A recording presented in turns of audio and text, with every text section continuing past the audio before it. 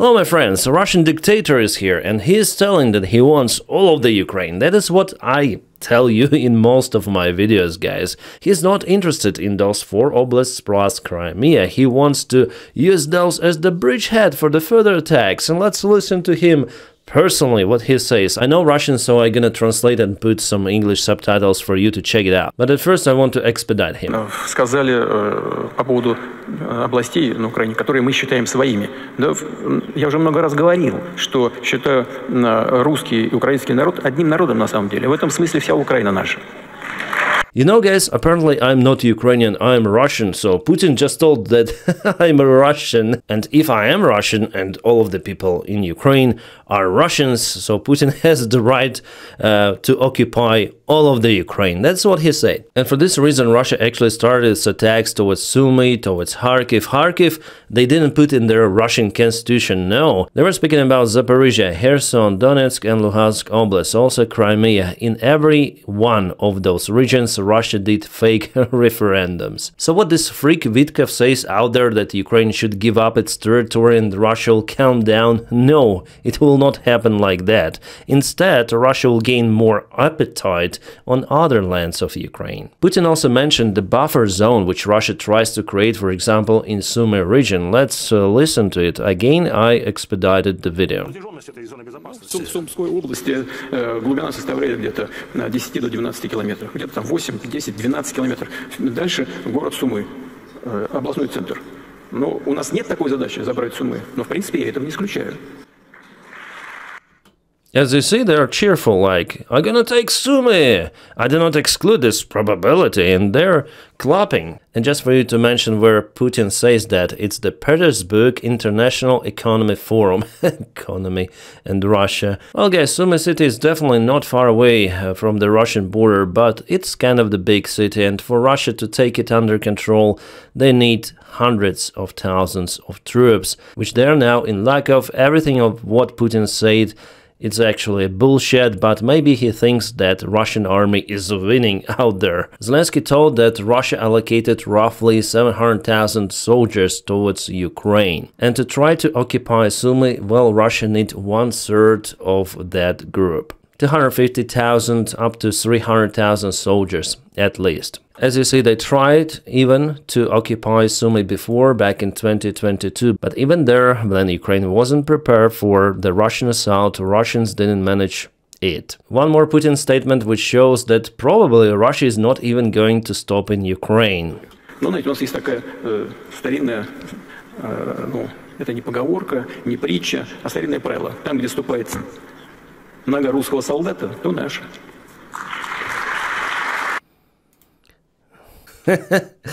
Just look at him. Guys, this old KGB guy is just crazy. His roof is went off. Yes, he is crazy, evil, but he's not the idiot compared to Donald Trump, which is, I would say, kind of sad. Why do I say like that? Well, because he's playing with Donald Trump like with idiot. And about what he said, that where there is the leg or foot, yeah, of the Russian soldier, we may call it Russia. Okay, everything green you can see on this map is where Russian foot was. Even in Kherson there were. Why did they move their feet from Kherson? And this Russian soldier forgot his foot in Ukraine, but he didn't forget how to loot, so he went back to Russia. He was decommissioned, but even with one foot, he is taking what he thinks belongs to him. Ooh, that's the dark humor, I guess. But we may go even darker. Yeah, I applied my own drawing just in case for this platform, you know. Yeah, guys, this is happening in Sumy. Yeah, those yellow guys with the red stripes tried to storm Ukrainian positions and it didn't work. And it's just one single picture which I drew. So yeah, some of them are actually in lack of their feet that they put to mark the new Russian territories. Actually, we have tons and tons of the videos showing how Russians are wasting themselves, videos from the front lines, videos recorded by their relatives. This is the real thing, what is happening out there in Russia. That is how they gain the ground, 2 meters underground. Yeah, sorry guys, I had to blur the image for this platform. There are Russian soldiers who surrendered to Ukraine. Not all of them survived before in the fights, and the remaining soldiers decided to surrender. Their leader, commander, was KIA. Their commander was actually forcing them to fight. And guys, we have the confirmation of the place where Russians were imprisoned. The map is published by the Mykov Center 3, and it happened like that, and I trust this analytic. Also, we have the visual evidence, which I had to blur, sorry about it, but Ukraine went on counterattack, imprisoning many of the Russian soldiers. Absolutely great news coming from the Sumy Oblast, where Russia recently has tremendous losses. They mostly assault with the infantry, no tanks, no BMPs were spotted in Sumy.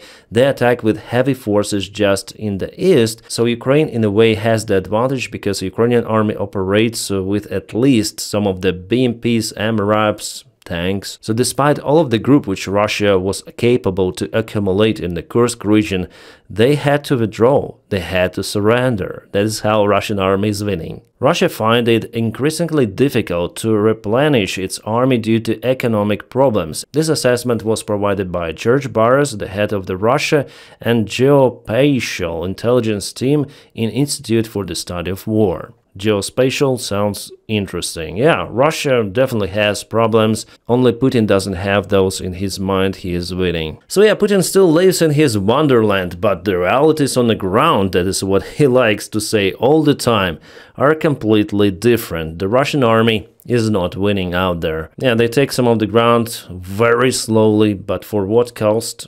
And why this war continues. Even Russian Z-bloggers, they ask Putin, then we're gonna strike with all of our mighty force. We need to do it right now. But Russia is just out of more options. They don't want to escalate with nukes, and other than that, they use mainly everything without any sort of the success. Alright, now let's go to Ukrainian army. It appears to be that Ukraine is using more of the hangar technologies, even on Max Pro armored vehicles, or MRAPs, it's better to say.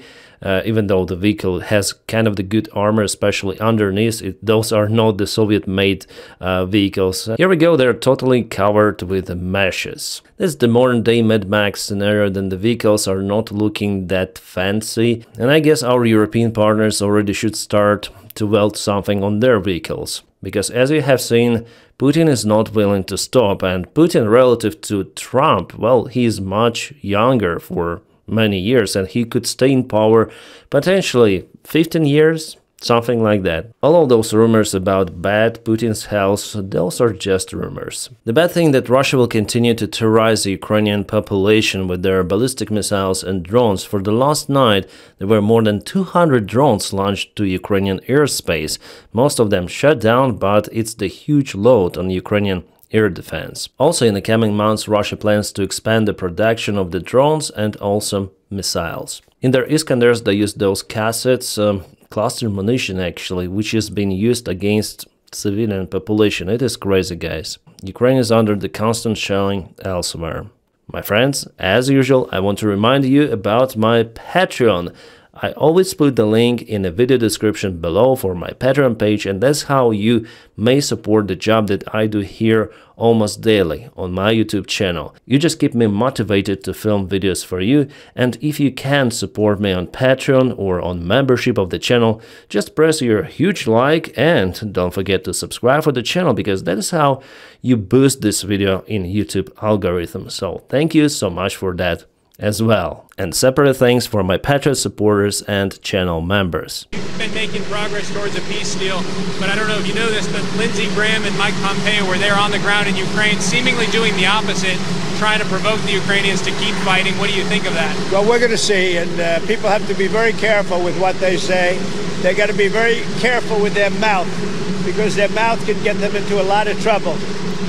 This journalist is how those senators provoke Ukrainians to continue fight. So Ukraine should surrender or what? Well, there is one guy who provoked the Ukrainians to fight, and his name is Vladimir Putin. And despite what is happening with the 47th president of the United States, Ukrainians will continue to fight. It doesn't matter if some of the senators are visiting Ukraine or something. They are actually sane senators, I would say, those who visited Ukraine and asked for increasement of the military support of Ukraine and also applying sanctions on Russia. But this Orange dude, he supports Russia fully. By the way, guys, did you know that this guy, Sergei Gore, the director of the personnel of the White House, is probably a Russian spy? There was the article published about the guy, and journalists digged so deeply. They discovered that this guy was lying about his original birthplace. The article is so big, guys, that I should dedicate the special video just for this topic. In fact, that this guy is probably not a Sergei Gore, as he called himself, but Sergei Gorbachev from Russia.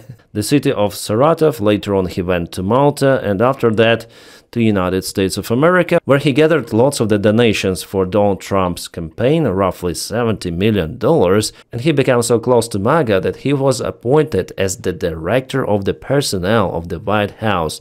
He suggested Tulsi Gabbard to be a head of intelligence. Pete Hegseth was also supported by him, and the guy didn't pass some sort of the security test, the standard one. He said that I'll not do it because my data could leak to Democrats. What? Yeah, I'm probably gonna publish the article on my other social media, guys. It's just a long story to talk, but in general, just for you to understand that Russia may have their spies out there in the United States. Even Elon Musk tweeted that he deliberately lied about where he was born on federal forms. That's the serious crime. By the way, there were some of the clashes between Elon Musk and a possible Russian spy. Zelensky also watched the address of Vladimir Putin, and in his statement he definitely confirms that Putin wants all of the Ukraine. He tells openly that it was the speech of Vladimir Putin towards American leadership, where he stated openly that he's not interested in peace. But Donny is just an idiot. Oh, this is funny, guys. The story of the Russian streamer. He was streaming some sort of the video out there, maybe on Twitch even. Then the guy with the nickname me/Dustardar donated him 1,000 rubles to remove and throw away the Russian flag from the background. The flag with Putin. Let's watch how it happened. 1,000 is roughly maybe $13, something like that.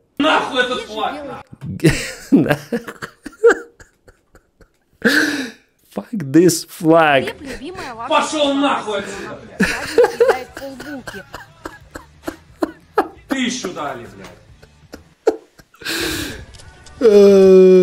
is hilarious. 1,000 rubles is the price for the Russian patriotism. Well, maybe he's not like Putin's supporter, he just put that flag randomly just for ruffle. He's more supporter of the toilet paper from what I see. But you know, the story didn't finish with the guy. He went outside, also was streaming. And let's see what happened there.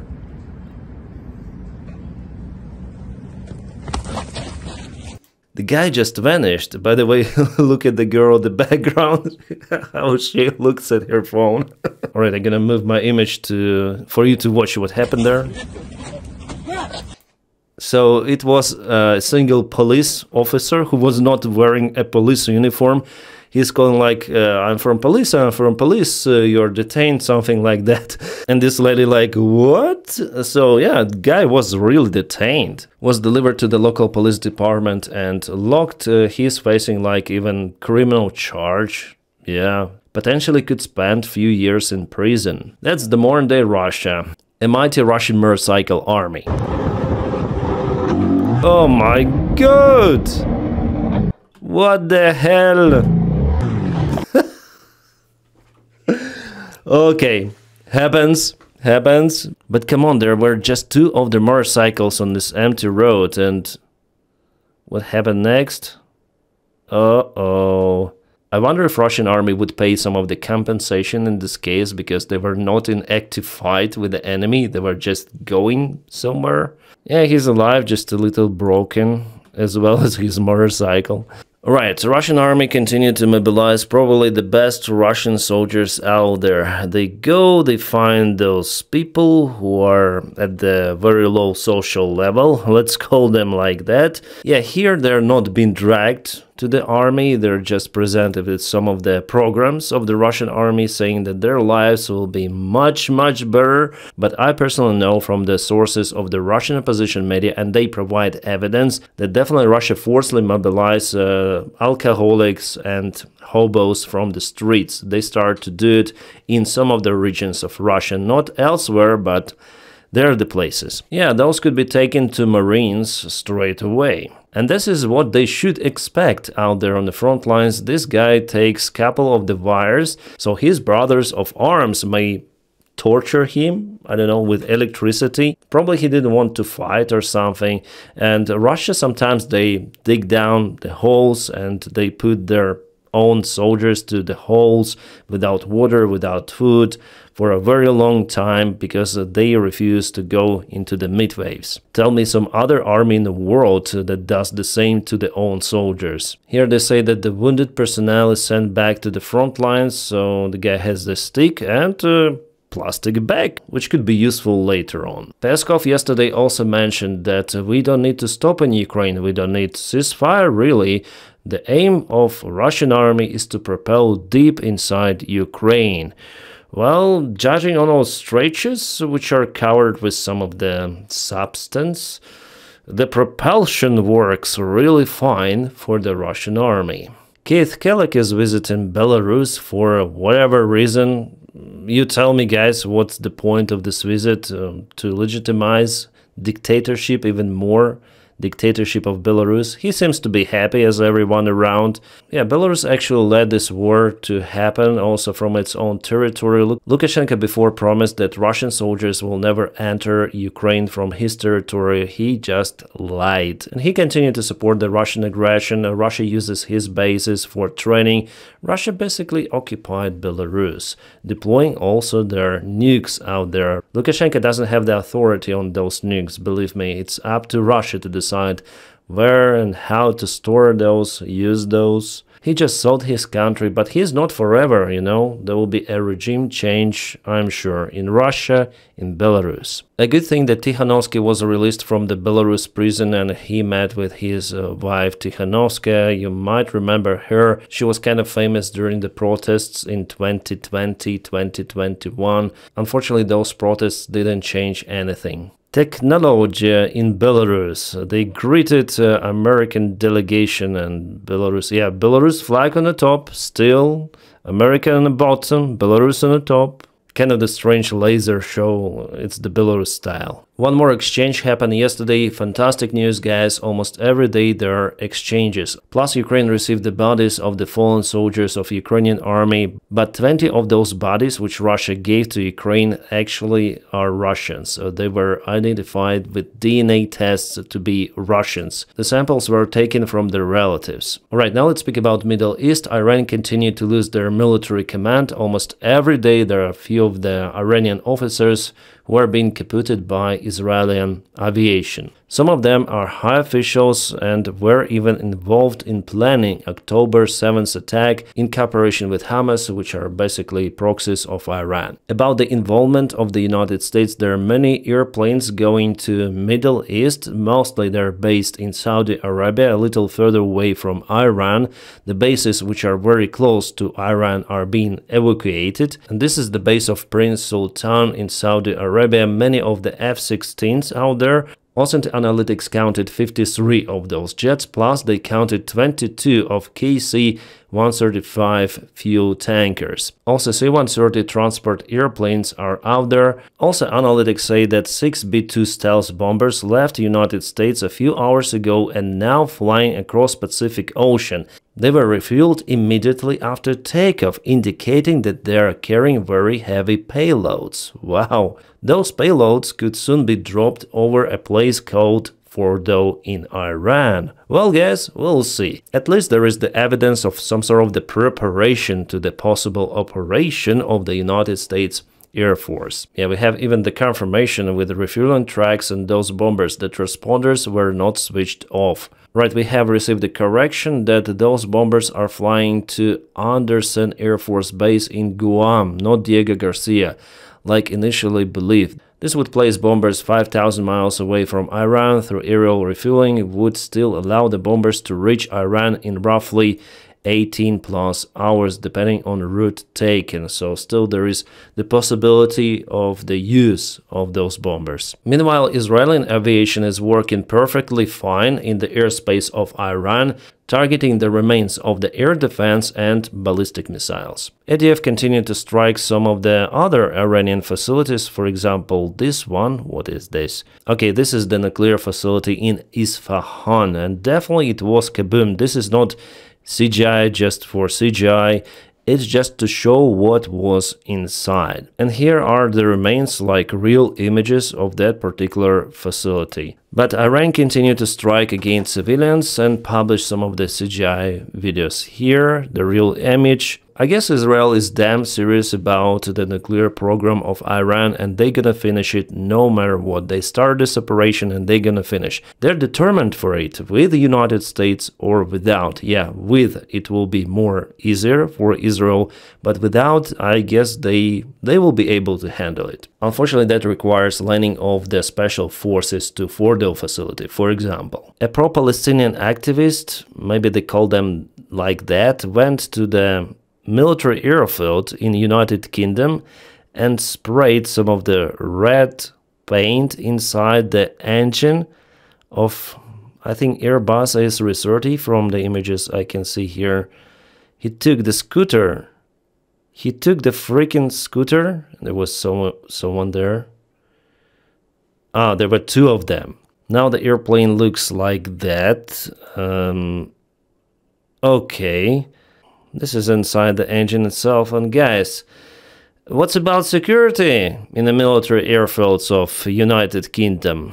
We understand that Russia is very bad with their airfields, but come on UK, you need to reinforce perimeter, put some detectors, extra reservoir, protect your airplanes, because Ukraine showed with the spiderweb operation that it is very easy to vandalize any sort of the airplanes. For now they're spraying paint, but they might use some of the drones next time. Come on. Yeah, the defense should be obviously reinforced in all of the military bases. It doesn't matter where those bases are located. In Middle East, in Europe, those attacks could happen elsewhere. I mean, not those paint attacks, but something much worse. So it's like a red flag for UK military, should be. Now, my friends, please press your huge like to this video and subscribe for the channel if you are not yet subscribed. And I wish you all a peaceful sky wherever you are. Have a great time.